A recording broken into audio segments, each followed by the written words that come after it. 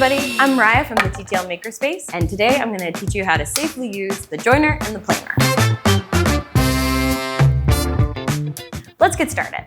First of all, when operating this machine, we want to make sure we don't have any loose or dangling clothing on. So that would include things like hoodie strings or wide sleeves. If you do have long sleeves on, make sure you pull them up. Pull them up. The next thing we want to think about is eye protection. Whenever we're using any machine in the shop, we want to make sure we've got our safety glasses on. The third thing that we want to think about is ear protection. Anytime we have a machine running, we want to pop these on as well. These glasses are filthy. I need to clean them. I can't see any. Now it's time to grab our material. We need to make sure that it meets a few different measurement requirements before using the joiner. First, we need to make sure that it's longer than 12 inches. We also need to make sure that it's narrower than 11. The next thing we need to check is that there aren't any embedded or foreign objects in our material. So we want to look at it, make sure there aren't any staples in the end, anything like that, especially if it's something that's reclaimed. And then also you want to use the metal detector to check if there isn't anything embedded in it. Now make sure to step away from the machine. So now we need to make sure that the machine is set up and ready for us. So there's a few things to check. The first thing to check is that these handles down here are locked in place. They need to be locked. Trust me, I'm not lying to you. If they're hanging straight down, that means it's not locked. The next thing we need to check is that the fence is in position and locked. So if we head around back here, we can see we've got these handles that we need to make sure are actually locked in place, holding the fence so that it is wide enough for our material to pass through, but not so wide that you're leaning over the machine further than you need to. I'm gonna unlock this so I can slide it out of our way. Make sure these handles are loose, and then we can slide this forward. Right around there is good for a material of this width. Now, I'm gonna make sure these are actually fully locked down. Spun them the wrong way. So we need to spin them. If where the fence is sitting, if they keep bumping into this bit, you just need to lift the handle and turn the bottom bit until it's finger tight, and then you can drop it down and tighten it in like that. Same thing on both sides. Okay, so the next thing we need to check is that this fence here is square to the bed of the joiner. So we're gonna use a square for this job. So we're gonna slide it up so that we can see. And as you can see, we've got a pretty big gap at the top here. So in order to adjust that, we're going to look back here. So we'll lift this handle up, and that gives us the ability to tilt this. So in order to make sure it's 90, what we're gonna do is we're gonna look over here and try and get it nice and lined up with our square. And then we're gonna lock it in place. Now, as you pull down the lock, it often wants to pull it out of square. So I'm gonna pull it down halfway, recheck it, make any sort of micro adjustments I need to make sure that it's square, and then push it down the full way. So the next thing we need to set up is the height of the guard.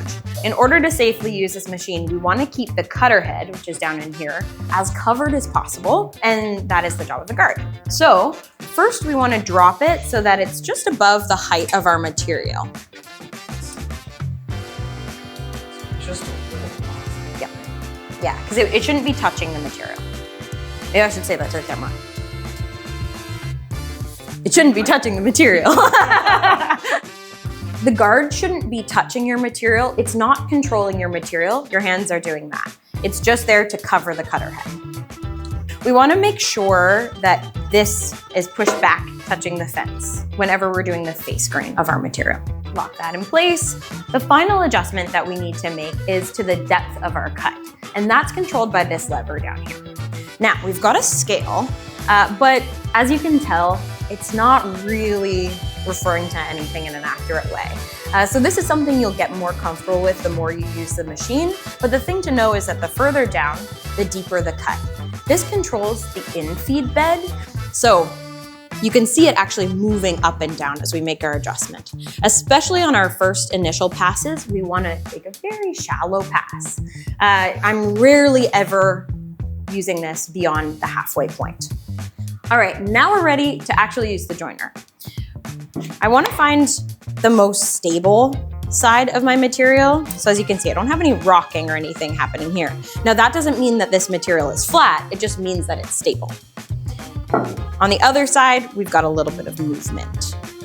When using the joiner, the material that is down on the bed is the material that we're removing. In order to be able to see the material that's actually being removed, I'm just gonna scribble across the surface. That way, after I make a pass, I can actually see what's been removed. So, we're gonna push it up against the fence, but what we're focused on is putting downward pressure. But it doesn't need a ton of downward pressure. We're just trying to make it flat the way it is. We're not trying to manipulate or bend the material as we're using the joiner. Once we're ready and we have our nice stable surface down, we've got some pressure back towards the fence, we're going to push it across the blade. So as we're pushing the material across, we want to have a controlling force down. Then as we push it, we're going to lift our front hand and put it on the other side as soon as there's enough material to hold. Once the material is about an inch or two away from the guard, you need to take your back hand and also move it to the other side of the guard to successfully pull the material through. Never put your fingers underneath the guard. As soon as they're getting close to the guard, put them on the other side. If you're struggling to actually pull it through using just your hands on the other side, you can also grab a paddle to help you pull it through. To turn on the machine, you're gonna have to release the stop button here. So you're gonna give it just a very gentle twist and it will pop itself out. Then you're going to push this green button right here to turn on the machine. Before using this machine, we also have to make sure to turn on the dust collection. This machine creates a lot of chips and dust. For this machine to operate properly, it needs to be on.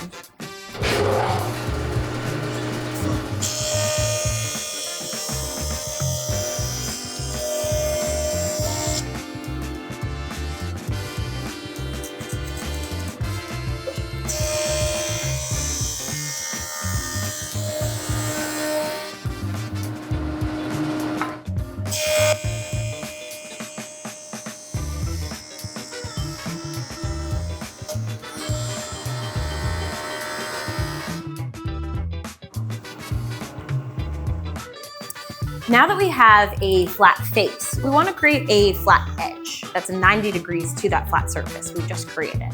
So I'm going to mark this material so that I know which face is that good face that I've just made flat on the joiner. And now I'm going to run it up on edge. So make sure that the good face of your material, the one you just flattened, is the one that you're pressing up against the fence. Now, if I just went at it now, it's gonna hit our guard. So I need to pull this guard out of the way. So I'm gonna back it up just about the width, a little bigger than the width of our material, so it can pass through easily, but so that the cutter head is still nice and covered. And then we're gonna drop this down. So the only exposed bit is just that little window that we're gonna pass our material across. Now, when we're doing an edge, our goal is to put all of our pressure back towards this back fence. That's what's gonna make it so that we have a 90-degree angle. So you want it to be touching the bed of the table, but you're not putting your pressure downward, you're actually putting your pressure inward.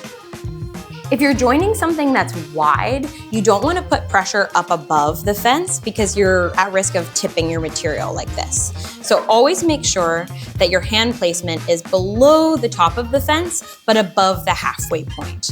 That way your hand is safe away from the cutter head, but still going to keep your material stable.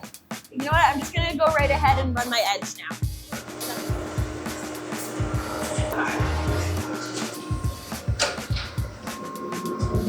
Oh. I just needed to do it needed a reset. Yeah. Then I'm gonna drop this lower.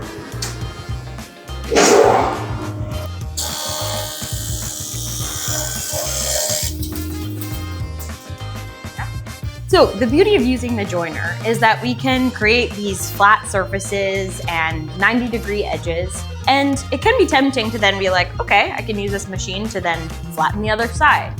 And it will create a flat surface, but the two surfaces won't have a relationship to one another. They won't be parallel surfaces. You'll just have two flat surfaces.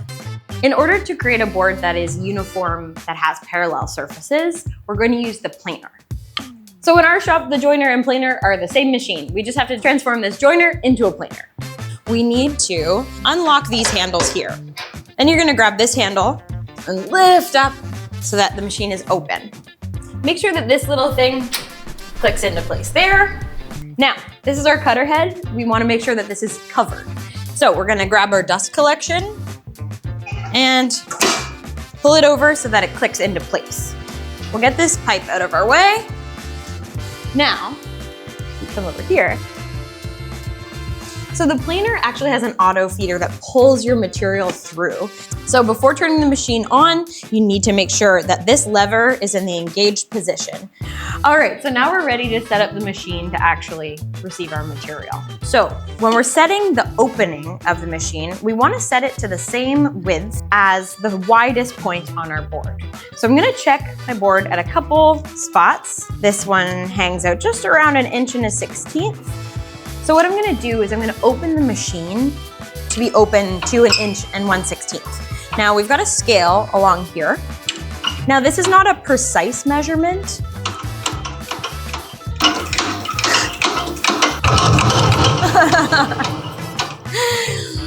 All right, so now if we look closely at this scale, we can see that it's set to 1 1/16 inches. Not smaller than our material, the same width as our material.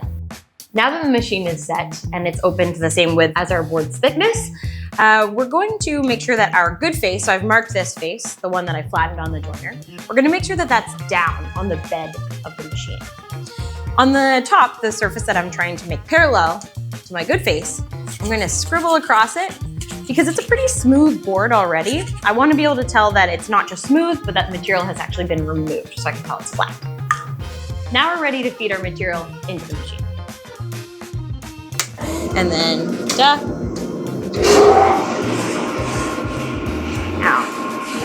scribbly face.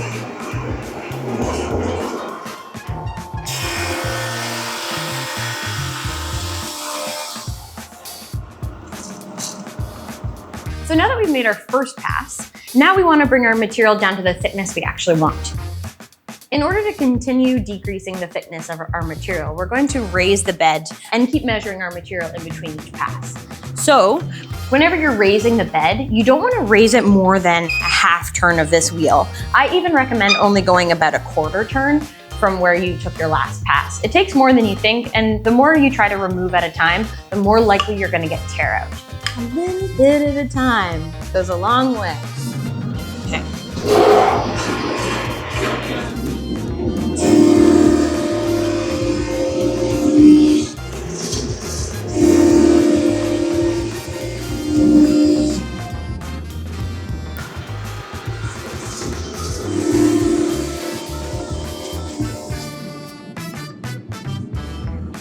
Okay. Got a couple things. When feeding material into the machine, make sure your fingers don't pass this area. You can support the material up to this point, but never put your fingers inside. If your material stalls out as it's going through, if it stops moving, sometimes you might need to give it a little bit of a nudge. But again, we're never using our fingers inside of this machine. So have something on hand that's a bit thinner than your material that you're putting through the planer. And you can actually push it in and give your material like a little nudge. Sometimes the rollers will slip and that'll help them grab your material again.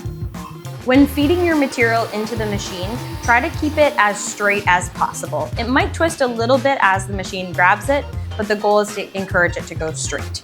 All right, so now we've got a flat board, 2 parallel sides, and a 90-degree edge. Now you can use it for something.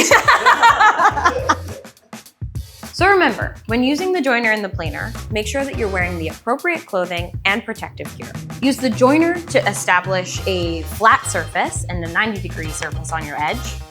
Use the planer to make a parallel surface to that flat surface you've created, as well as to bring your material down to your desired thickness. And always be ready to hit the stop button safely. Using these machines is essential prep for successful use of the table saw. If you're working in the makerspace, remember you're working as part of a community. So if you're unsure about what you're doing, just reach out to the people around you or one of the staff members to give you a hand, and we're always happy to help. Be safe and enjoy your time in the shop.